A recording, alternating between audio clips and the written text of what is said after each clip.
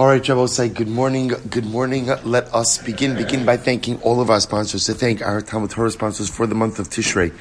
To thank Zecharya and Sora Wolasky for dedicating all the Sherman Joshos this month. In the zechus for refuah for their grandsons, Zecharya Dov and Perel Shira. Shaindy and Avraham Kelman in memory of their beloved parents. In the zechus of all those who need a refuah sheleimah. Dr. Linda Weinberg in loving memory of her husband. Dr. Paul Weinberg, parents Moshe and Avraham David, and Leah Sol as a zechus for refuah for her daughter Ilana Bas Esther, and for all those in need of yeshuos. I will say, of course, it goes without saying that we dedicate our learning in the zechus of all of those injured in the terrible attack over Shmini Atzeres. We dedicate our learning for those neshamas taken from us, that they should have a special place, tachas kisi hakavod, that is reserved for those who are killed al Kiddush Hashem. And of course, we dedicate our learning in the zechus of our holy soldiers to the IDF. I have to just tell you, as you go on, so I've been in, two of my favorite soldiers happen to be Jeremy's nephews, Ruvi Weissman and Akiva Lassen, who are both called up now. And I've been in WhatsApp contact with them, and it's interesting. They're probably getting ready to say, by the way, like, we're fighting a war, you can stop messaging us now. Like, happy to talk with you. But what's incredible is I've reached them multiple times just saying that, what could we do? And it's overwhelming to see that all they want is our tefillos and is our learning. That's all they want. They're like, we have everything we need. We have everything we need to be successful in this war. We just need your tefillos and your Talmud Torah. And I asked multiple times, because sometimes, people, even if they need something, they don't always say it. I was hoping just something physical, something gashmi that we could give, that we could do. And it was overwhelming. Over and over, it's the same answer. Tefillos and Torah. Tefillah, Torah. Or as in fact, as I think I shared this with a different group, as Akiva wrote back, tshuva, tefillah, tzedakah. Tshuva, tefillah, and tzedakah.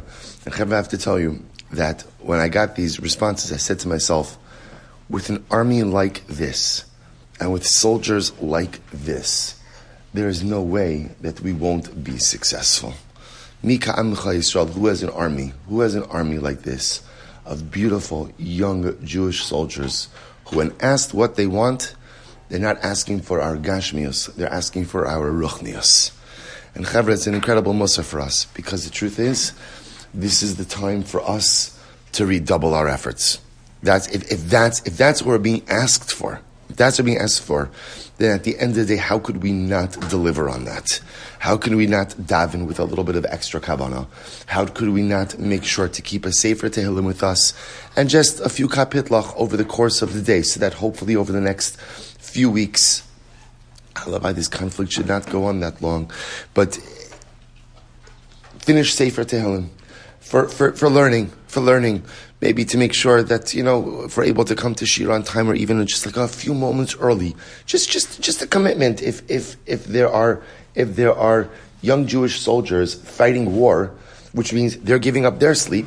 So I'm a soldier also. I'm a different kind of soldier. I have a much easier post to occupy, right? I have a much easier mission to do. My mission is just to get up early in the morning and just to show up in the house of HaKadosh Baruch Hu, where the lights are on, there's coffee, the temperature is always good, maybe a little bit cold for some at times, right? But that's my job. So I'm going to be on time for my mission also. Maybe even a little bit earlier for my mission, right? No one shows up late for guard duty, and no one shows up late for their operation. That's our avodah. And when we go ahead and figure out what other things we could take on, small things, little things, but if that's all we're being asked for is our ruchnius, if all we're being asked for is to daven and to learn, then it is an absolute obligation upon us to do so. And if we each contribute, even in just some small additional way, then in Yahrzeit Hashem, we could hopefully contribute something towards the success of these precious soldiers. Chavra, keep them in your tefillos. Again, the list went out yesterday. I have to put the list on the groups of asking people. The incredible thing about Am Yisrael's wars is that everyone knows someone Everyone knows someone. Sometimes, you think about a war and you ask, do you know anyone who fought in this war? Sometimes the answer is no. You might not know anyone who fought, in Afghanistan, or you might not know anyone who fought, in Iraq or any. But what's incredible about Eretz Yisrael's wars, and especially this war, is everyone knows someone. Everyone knows someone. It's our children. It's our fathers. It's our brothers. It's our sisters. And it behooves us, to the best of our ability, to roll up our sleeves and to do something as well. We cannot go through these days as life as usual. We cannot. Something has changed dramatically for our brothers and sisters in Eretz Yisrael, and something has to change dramatically for us as well. A little bit of extra, push ourselves a little bit more in the realm of tshuva, in the realm of tefillah, in the realm of tzedakah. There are so many good things to give to and so many incredible things to support. We put out the general fund, the central fund from the shul, which in Meretz Hashem we've already begun to allocate. We're going to continue to do so today. The tefillah, the Torah, the tshuva, chevra, we could do our part. We feel helpless being 6,000 miles away, but we're not. We're more powerful. We're more powerful than we ever care to realize.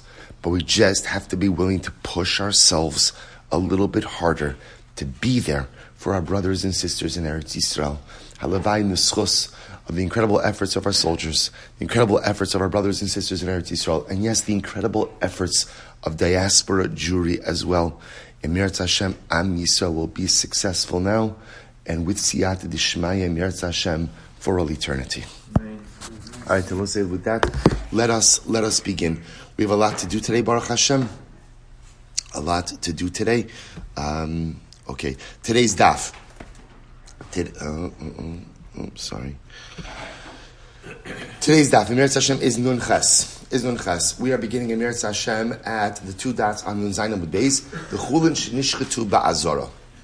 So if you remember again, the Gemara says as follows: Chulin Shenishchetu Ba'azara. So we'll say what's Chulin Shenishchetu Ba'azara. If you go ahead and you take a carbon and you shecht it in the precincts of the Beis Hamikdash.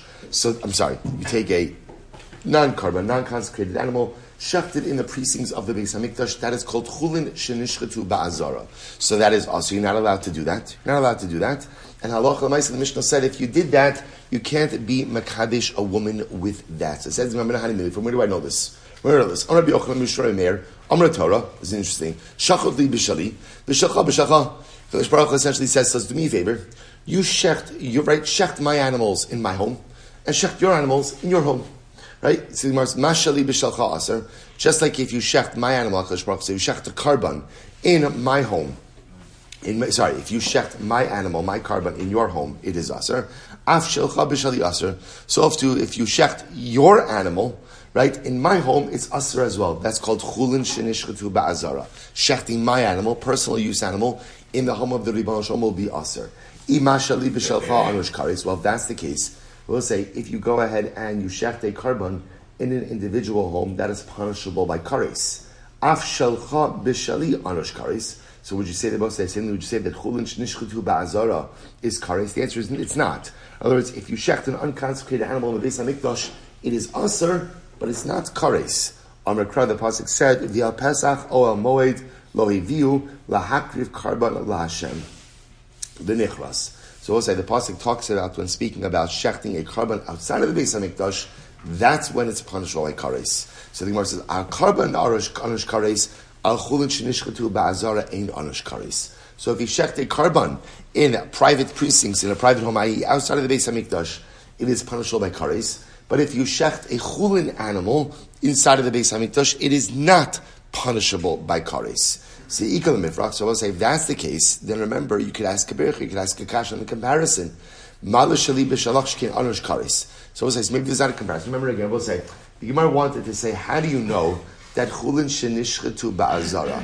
How do you know that ultimately again it's aser? So remember again, what was the lashon of the Gemara? The Gemara says just like God. So God says essentially, shecht my animal in my house, and don't shecht my animal, God's animal carbon, in your house. So too, don't shecht your animal, i.e. chulin, in my house.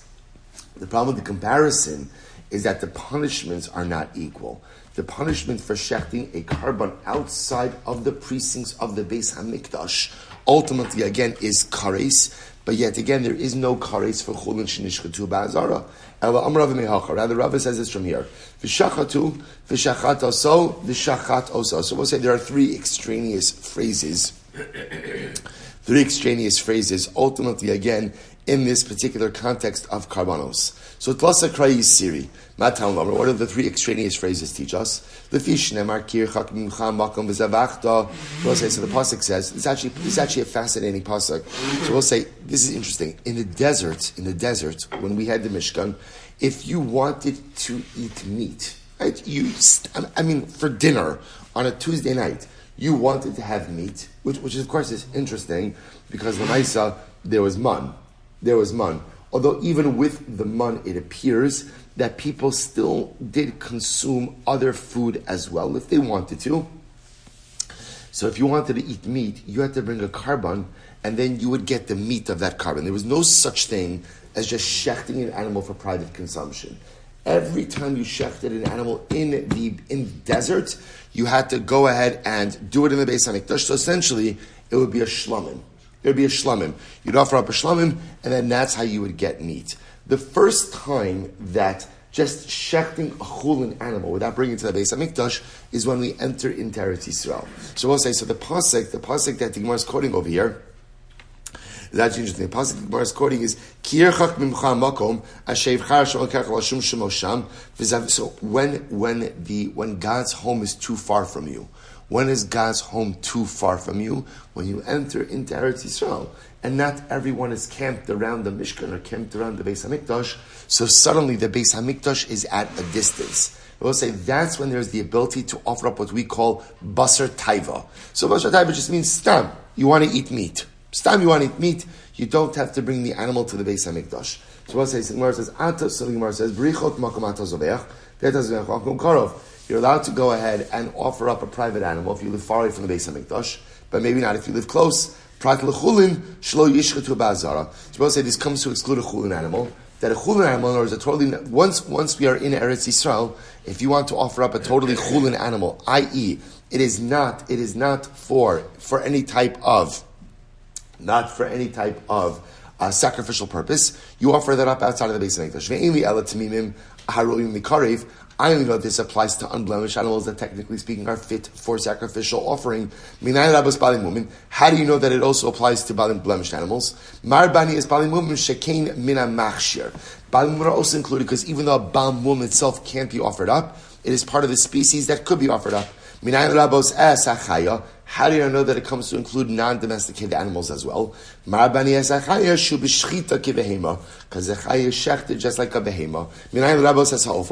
How do I know that it comes to include birds? Talmud lomar v'shachatu v'shachat oso. Fine. Yachalo yishchot v'imshachat yehimuter. You would have thought that maybe you're not allowed to shecht chulin ba'azara, but if you did so, it should be mutter. So the Gemara says, Talmud lomar ki yirchak mimcha hamakom v'zavachta v'achalta. That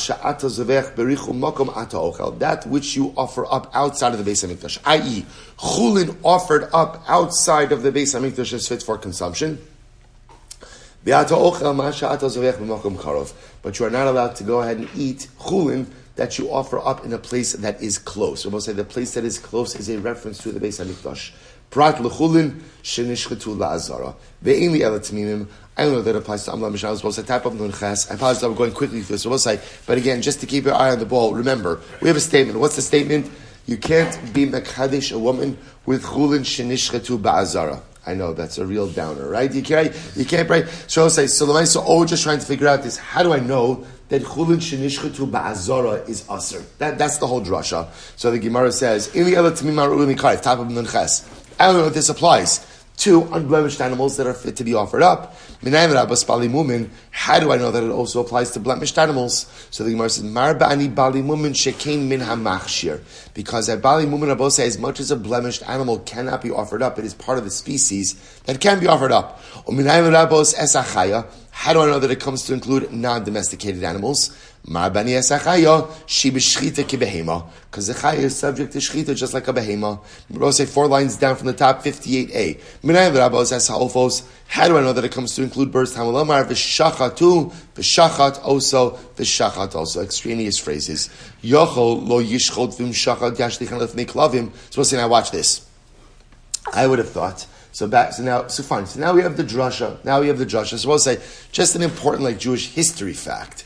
In the desert, no such thing as shechting an animal just for private use. Anytime you wanted meat, you had to offer a karban, a shlamim. Remember again, and then as a shlamim, you as a Yisrael, I get to eat meat as a result of that. Once we enter into Eretz Yisrael, and now again the Beis Hamikdash is far away, so again at that point, then it becomes permitted to shecht animals outside of the Beis Hamikdash for private use. Not only that, but now we're introduced to a new concept, which is chulin shenishchetu ba'azara. You cannot bring non-consecrated animals for slaughter. Imagine the following: I live in Yerushalayim.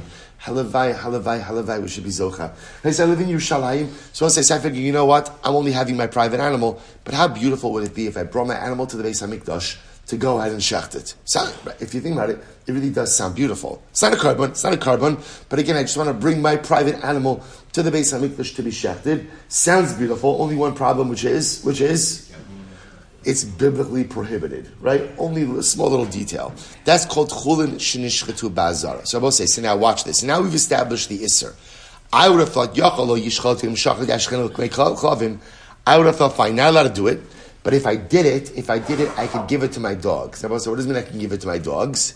It's mutar ba'ana. So I would have thought, okay, so now we've established you can't shecht a chulin animal inside of the precincts of the Beis HaMikdash. Good, check. Now I would have thought that if I did it, I could throw it before my dogs, i.e. get hana from it. So the Gemara says, no. Tamalomar, lakelev tashlichun oso. Throw it before. Now both say, that pasuk is talking about what? Is treifa, right? Like treifa, kol treifa lo sochelun, lakelev tashlichun oso. What's a treifa? When the Torah is talking about a treifa, it's really talking about an animal that is killed by a predatory animal. But it's really, a treifa means any animal that dies without shechita. So if you have an animal that dies without shechita, you can't eat it, but you can get hana from it. How does the Torah express hana? Throw it to the dogs. So the treifa animal you could throw to the dogs. However, we'll say, what can't you do? You can't go ahead and get benefits from chulin shenishchetu ba'azara. So now we've established, we'll say two things. Number one, you can't bring chulin shenishchetu ba'azara. Right? You're not allowed to offer up a mundane animal, a non-sacred animal in the precincts of the Beis Hamikdash. Number one. Number two, obviously you can't eat it. Right? And number three, you can't what? You can't get hana from it. And I both say to circle back, why are we even learning this? It's because of number three. Because remember again, what did the Mishnah say? I have a great idea, right? I shechted, I did chulin ba'azara. What am I going to do with it? No problem, I'll just use it for Kiddushin. No, you can't. Why? Because you can't get hana from it. Beautiful. So listen to this. Mar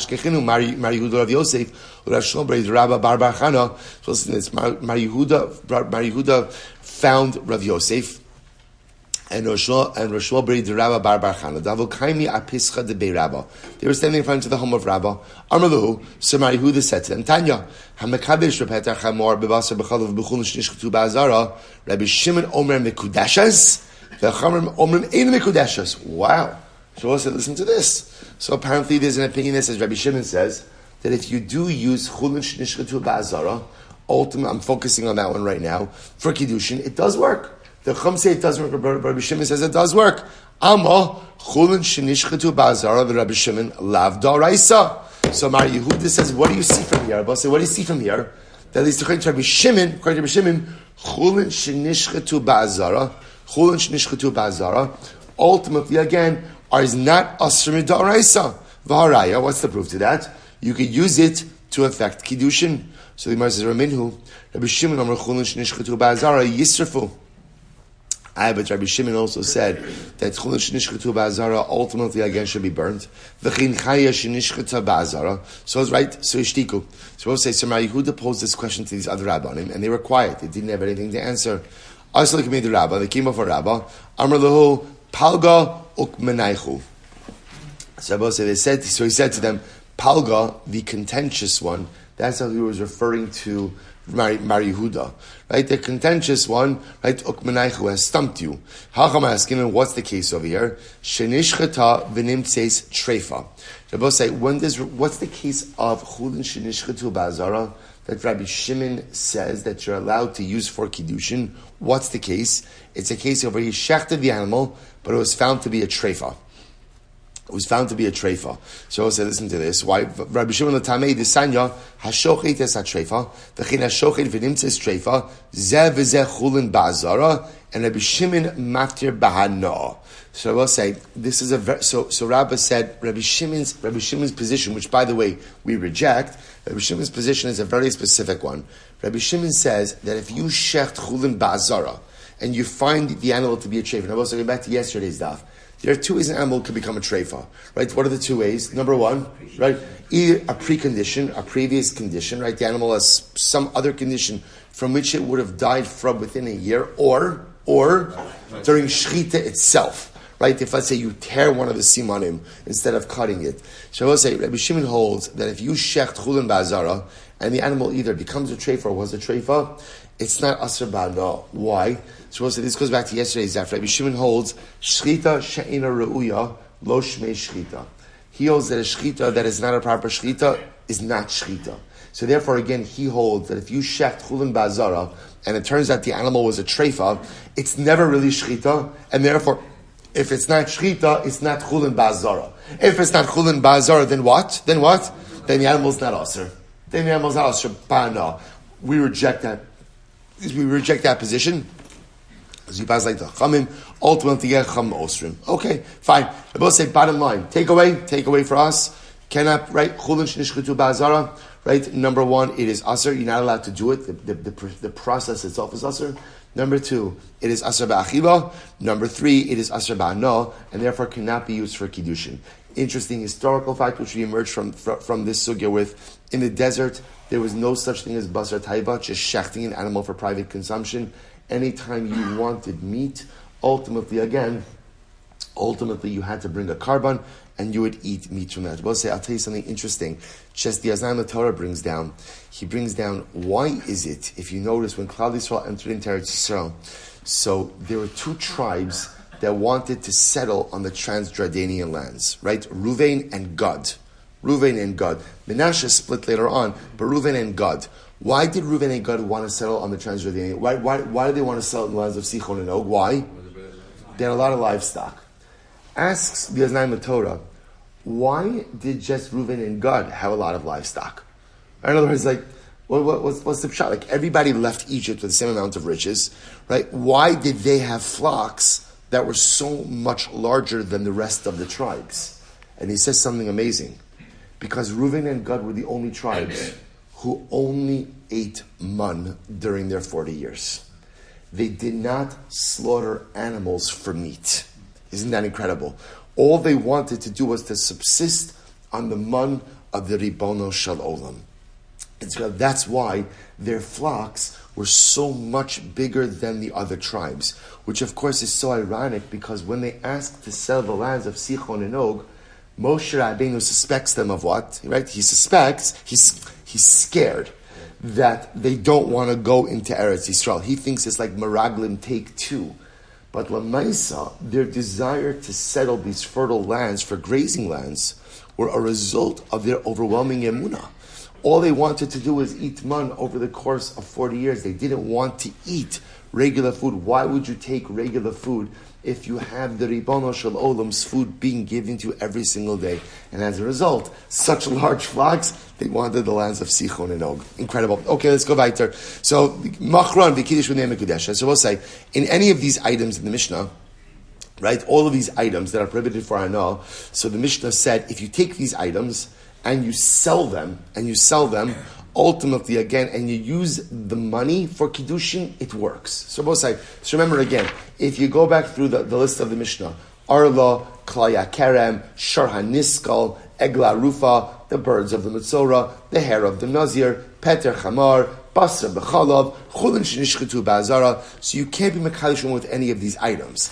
If you took these items, sold them, the monies can be used for Kiddushin. Which tells you what? That the prohibited status of the items themselves do not transfer onto the money. Good. How do I know this? Since the Torah says by avodah zara, vayisachirim kamahu. Shabosai avodah zara. The Torah says that if you take avodah zara, you take idolatry, and you sell it. The idolatry status transfers onto the money. Right? So in other words, by idolatry, anything exchanged for idolatry or anything, right, that is, so ultimately, again, attains the idolatrous status. Anything I will say that comes as a result of idolatry, or anything exchanged for idolatry, anything bought with idolatry, ultimately again as a status of idolatry. I will say now, the fact that Torah goes out of its way to explain this by idolatry indicates to us what? This is a unique din by avodah zara that doesn't apply to other items. So by other items, I will say, if you take a prohibited item and you sell it, the money does not have the prohibited status. I have an elif mina, and I will say, why not establish avodah zara as a paradigm? You say that avodah zara is the paradigm. What's the paradigm? The paradigm is anytime you have something prohibited and you sell it, the monies you gain from that transaction are prohibited as well. We'll say because idolatry and shemitah, because we'll say there's another example of shemitah also, this also applies to shemitah, right? That if you sell shemitah produce for money or exchange it for something else, the new item takes on shemitah produce status. Because we'll say, so now we have two examples, avodah zara and shemitah. We'll say, you've seen this a number of times. Anytime the Torah says the same principle twice, what happens? That's to teach you that these two are exceptions and not a rule. So we'll say, so idolatry we just mentioned. Shvius, from where do we see shemitah? So listen to this. Mahi, Yovelhi, Pasuk says, Kodesh tiyalachem. When speaking about the Shemitah produce, the Torah says it's Yovel. Kodesh, it will be Kodesh for you. Ma Kodesh Tofes is Damav. We'll say just like again, if you have Kodesh, a consecrated item. So remember again, consecrated status is transferred onto funds. Af Shvius Tofes es Damel. So to Shemitah produce, we'll say, ultimately again, the sanctity is transferred onto funds. I Ma Kodesh Tofes es Damav Yosei L'chulin. If that's the case, I will say, by Kodesh, it's true. You could transfer the sanctity of a consecrated item onto money. So the money becomes consecrated. I will say, what happens to the consecrated item? What happens to the consecrated item? It becomes chulin. In other words, that's the whole way. In other words, take Meiser Sheni, for example, right? Meiser Sheni is Kodesh. If you redeem your Meiser Sheni with money, so what happens to the money? The money is consecrated. What happens to the produce? What happens to the produce? Chulin. So maybe I should say the same thing by Shemitah. Av Shvius Tofes es Damav Yosei L'chulin. Talmud Lomar, Tia Bav Yaso Yehe. So I will say, therefore the Torah says, Tia, Shemitah produce always remains consecrated. So the Gemara says, for example, Ketzad, Lakach Beperel Shvius Basar. So I'll say, let's say you have Shemitah produce and you exchanged the Shemitah produce for meat. Elu v'elu misparim b'shvius. So we'll say so now the produce and the meat both have Shemitah sanctity. Basar b'dagim, now you exchange that meat for fish. So the Gemara says, Yatsa basar nichnesu dagim. So I say, so now the meat no longer has Shemitah sanctity, but the fish does. B'dagim b'yayin, you now exchanged the fish for wine. Yatsu dagim nichnas yayin. Ultimately the fish no longer has the sanctity, the wine does. Yayin b'shemen, you exchanged the wine for oil. Yatsa yayin nichnas shemen. So Acharon nitpas b'shvius. We'll say the last item has Kedushas Shvius, Shemitah sanctity, along with the produce itself, Uperi Atzmo Aser. And the fruit itself of the Shemitah produce itself also is Aser. So we'll say, here's what we have. We have two examples of items which always retain their status even when exchanged for something else. What are the two items? Shemitah and avodah zara. So I will say, if you exchange Shemitah produce for something or sell Shemitah produce for something, the item exchanged or sold for attains Shemitah sanctity, but the Shemitah produce retains its sanctity as well. Avodah zara, you have an item of idolatry, so ultimately again the idolatrous item is prohibited, and whatever you exchange or sell that item for also has idolatry status. Now, I say, so now I have two examples of this.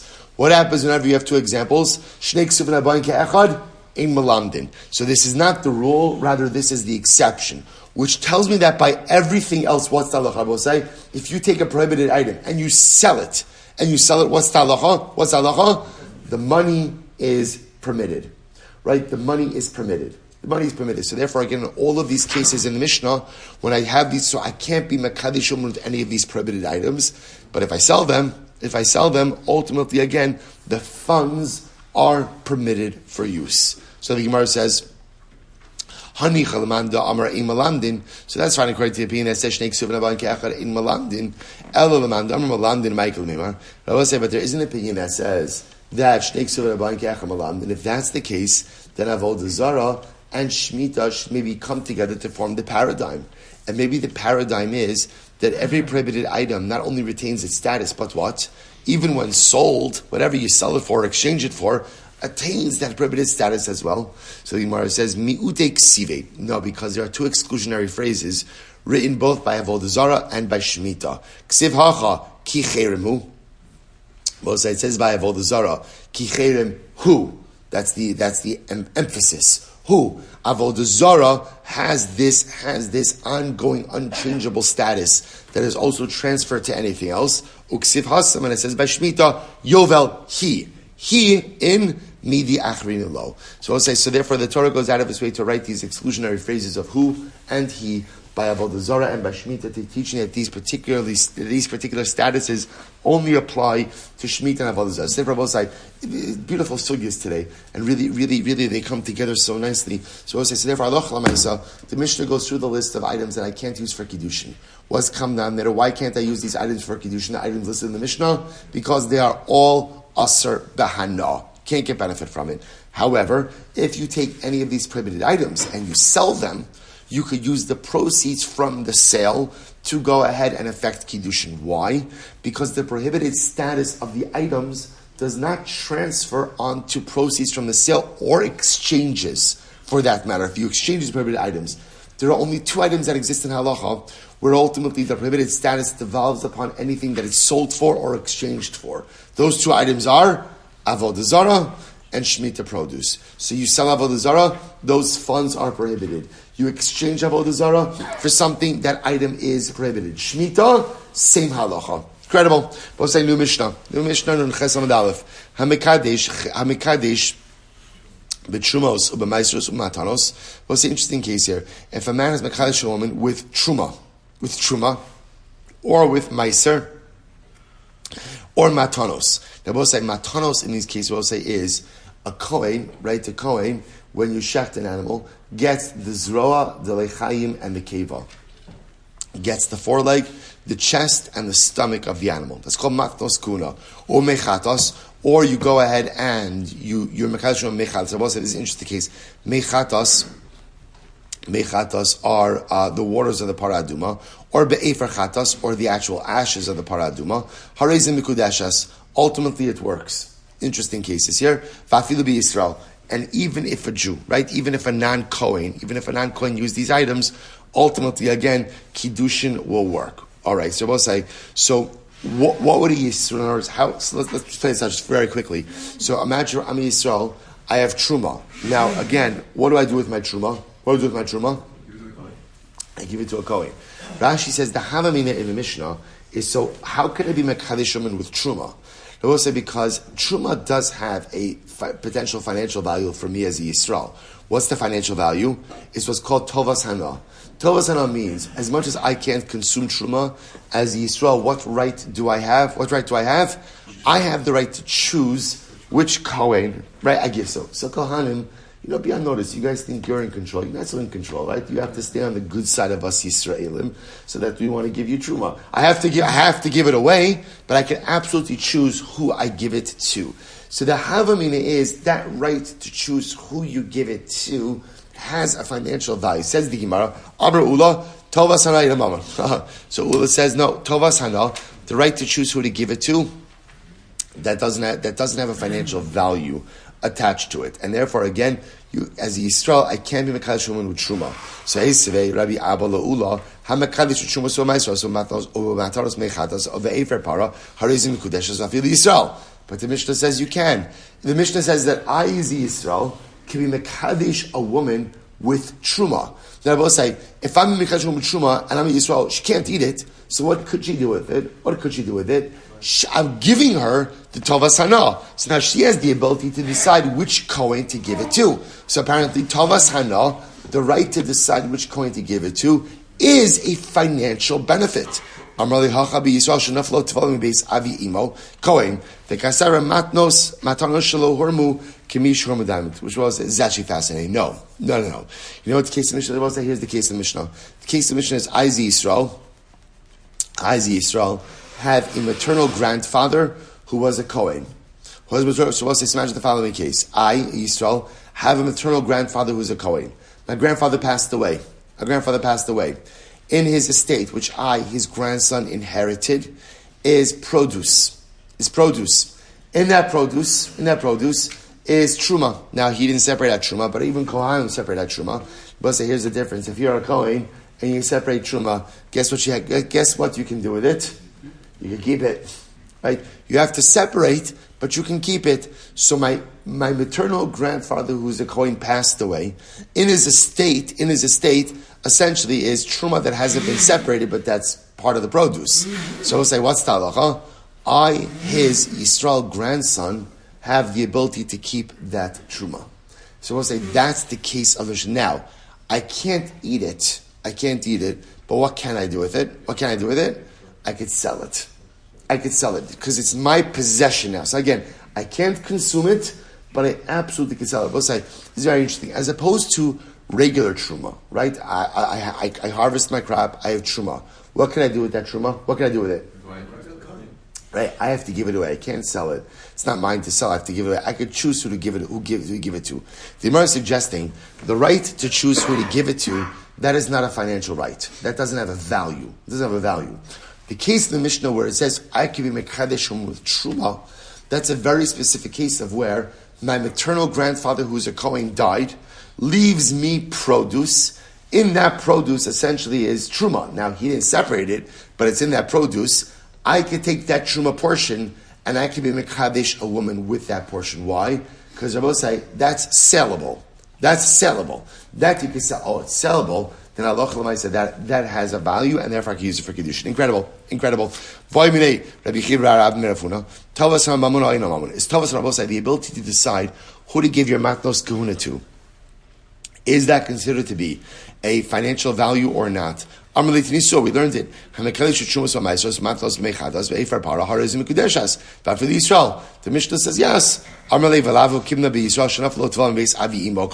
we just said. We'll say the case of the Mishnah that says that a man, a Yisrael, can be mekadesh a woman with truma is not talking about a typical case of truma where you have your crop and you designated truma, and now the right you have is to decide which coin to give it to. We'll say that's called tovas hana. The right to decide which coin to give it to, that's a right you have, but that's not called a financial benefit.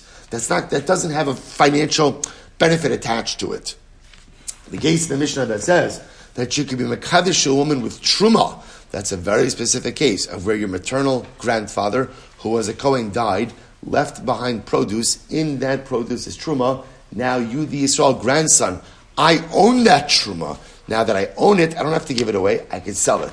So Amalei, Amad Beis, Amalei's Hotza'at. So he said to him, you're a Hotzah. Now here's what's interesting. So remember again, this is Rabbi Chia bar Abin is asking Rav Huna. So Rav Huna responds to Rabbi Chia bar Abin, you're a Hotzah. Now Rabbi Chia bar Abin thought it was an insult. He thought being called the Hotzah is a bad thing. Ichsef, he got embarrassed. Who sever mashma asay kamarlei? Amalei hakakam. This is what I meant to say to you. Rabbi Asi the Hotzal kai kavasech. Rabbi Asi from Hotzal agrees with you. What does Rabbi Asi say? So the Gemara says, Nema ketzabasei, because we'll see just one. Nema ketanai. So we'll say, so maybe this whole thing of Tavas Hana. So we'll say, so now, just to be clear, the way the Gemara interprets the case of the Mishnah, right? Let's do this quickly. Right? The way the Gemara interprets the case of the Mishnah. Mishnah told me that I, as a Yisrael, could be Mekadesh a woman with Truma. We automatically assumed that which Truma is that talking about? Which Truma is it talking about? Which one? My truma, I'm a farmer, I have produce, I separate out truma, I become truma with that truma. But what's the financial value in that truma? The financial value is what we call tovas hana, the right to decide which coin to give it to. That's a financial value. Which Gemara says, no, that's not the case. The case in the Mishnah where it says that a yisrael can become truma with truma is a case of where I have a Kohanic grandfather who died, left behind produce. I inherit his produce. In his produce is truma. I now own that truma, and I can sell that truma. That's the case of where I can be mechal truma with that truma, because that has real financial value. But tovas hana, the right to decide which kohen to give it to, that does not have a value attached to it. First, the Gemara says the whole concept of whether or not tovas hana has a value, that ultimately again is a machlokes tanoim. Here we go. The Gemara says, if you go ahead and you steal the towel of your friend, you have to pay back the entire amount of the towel, including the amount of the truma and meiser in the produce. Rabbi Yehuda says, no, you only have to pay back, interesting, the value of the chulin. Just to play out this case, right? I steal produce from Ruvain. So now when I go in and I steal it, so I say I stole $1,000 worth of produce. So I go back to Ruvain. So I say, Ruvain, I'm only giving you $800. Why? Because, well, whatever, call it $100. My numbers are going to be off, but just for illustration purposes. $100 was truma. $100 was Meiser Rishon. That didn't belong to you anyway. That belonged to the Kohen of the Levi. Let the Kohen of the Levi come back and claim that from me. I'm not paying you back. So therefore, Rebbe says you have to pay back the whole amount. Rabbi Yosef Yehuda says you only have to pay back the amount of the chulin. So what are they arguing about? Demar Savatavas Hana Mamon, Umar Savatavas Hana Ena Mamon. I will say, so here's what they're arguing about. What they're arguing about is the truma and meiser in produce, does that have a financial value for the Yisrael or not? One opinion says yes, because even though I don't get to keep it, I get to what? I get to direct it. And the ability to get to direct my truma and meiser to a particular coin and Levi, that has a financial value. Therefore, Reuven, when you steal that produce from me, you have to pay me back the full value of the produce. That's Rebbe. Rabbi Yosef Yehuda says, I'm sorry, that's Rabbi Yosef Yehuda. No, sorry, that's Rebbe. Rabbi Yosef Yehuda says, no, the truma and meiser is not yours. And the fact that you have the right to direct it to a particular coin or Levi, that's very nice, but that doesn't have financial value. Therefore, Ruvain is only obligated to pay me back the amount of the produce that actually was mine and actually consumable by me. Incredible. To which the says, "Lo, no, not true." Everyone agrees with both. Say that tovas hana, the ability and the right to choose which coin or Levi to give your truma and meiser, that is not a right that has a financial value. So what's going on over here? B'tfalim shenafalu mebeis avi imo coin umatal shlo hurmu k'misha hurmu damyon. I both said once, going back to the original case. This is a case of where I inherited produce from my Kohanic grandfather, and my Kohanic grandfather, before he died, did not separate out trumas and meisos from his produce. So now I inherit this produce. So what's this? Now the shayla is, what's the status of the produce? Mar savar k'misha hurmu damyon. So one opinion says that even in produce, that tithing or tithes have not been separated. Halachically, it's as if they've been separated. Umar savar lav kamisha hormud damyan. The other opinion says no. Halacha l'maisa. Ultimately, again, it's not as if they're separated. I both say, by the way, let's just finish up. The other possibility is it's as if the tithes have been set aside already. V'tovas hana eina mamon, and tovas hana doesn't have financial value. Again, both say here we're arguing in the position of Shmuel. Damar Shmuel, chita achas poteres asakri. So it's interesting. Shmuel holds that halacha l'maisa when it comes ultimately again to truma. When it comes to truma, Shmuel holds that halacha l'maisa, all you need to do is separate out one piece of wheat. And one piece of wheat is enough to satisfy your obligation. Demar islay de Shmuel. One opinion holds of Shmuel. Umar leslay de Shmuel. And the opinion rejects, and that will determine how much you have to pay back. But say first white line. The other possibility is to kuli amal leslay de Shmuel. No one agrees with Shmuel. V'hacha haynu taima de Rebbe de kansinu rabbana laganov. They both say, what's going on? Why does Rebbe say that when Ruvain steals tevel from me, he has to pay back the entire amount of the produce. By the way, it's a good chat. Do you hear what's happening over here? Ruvain steals $1,000 from produce, right? Ruvain wants to be about tshuva, so he wants to repay, or he gets caught, one of the two, right? So we'll say now he wants to repay, right? So now Ruvain says, fine, I'll repay you, but I'm not paying you back the value of the truma or meiser. That doesn't belong to you. And by the way, he's saying good, right? In other words, he's right. It doesn't bother. We'll say, what you begin to see over here is, we're going to paskin halacha l'maisa, that tovas hana is not mammon. That as much as I have the right to decide which Kohen or Levi gets the truma and meiser, that's not a financial right. So when Reuven says, I'll pay you back the part that I stole from you, which is the part that you could consume, but the truma and meiser, let the Kohanim and Leviim come after me for that. Right? Let them go ahead and follow up on that claim. So Rebbe will say, you're right, but it's a penalty. Kansinu leganov, right? Kansinu leganov, right? Rebbe will say, we make the thief pay back the entire amount. Why? It's a knas. Even though again the thief is saying good, halachically his statement is actually sound. We're going to make him pay back because it's a knas. Don't steal from people. So both said the Gemara says, the other possibility is it's clear Amos the Shmuel, but everybody holds the Shmuel. Rabbi Yosef, Rabbi Huda, the Kansura Bar the Balabayis. Listen to this. The other possibility is, in reality, we pass like Shmuel, but yet we penalize the Balabayis. Right? How do we penalize the Balabayis? Don't leave untithed produce. Right? So we'll only make the ganav pay back the part ultimately again that actually belongs to the Balabayis, but the Balabayis is going to have to re-separate out Shumas and Maisros. That's a penalty for him not to leave untithed produce. Okay? So Gemara says, Tinan, Hamakadish with Shumas or Maisros, Maso Mechatas. So we'll say, so I'm sorry, let's pause over for just a second. So Rabbi will say, this is the end of that sugya. So halacha l'maisa, so we'll say, so the way we paskin, and this is very important, I as a Yisrael have produce. I can go ahead and separate out Trumas and Maisros. No, I can. I have an obligation to separate Trumas and Maisros from my produce. What right do I have in those Trumas and Maisros? What right do I have? I have the right to choose who I give it to. That is my right. What do we call that right? That's called Tovas Hana. Tovas Hana does not have a financial value. And therefore, if I go and I give my Truma and Meiser to a woman, and I say, Hari'at Mikudeshas li Betruma Zu, the Kiddushin is ineffective because I have not given her an item of value. But 1 second, the Mishnah says you can be Mekadesh woman with Truma. What's the case?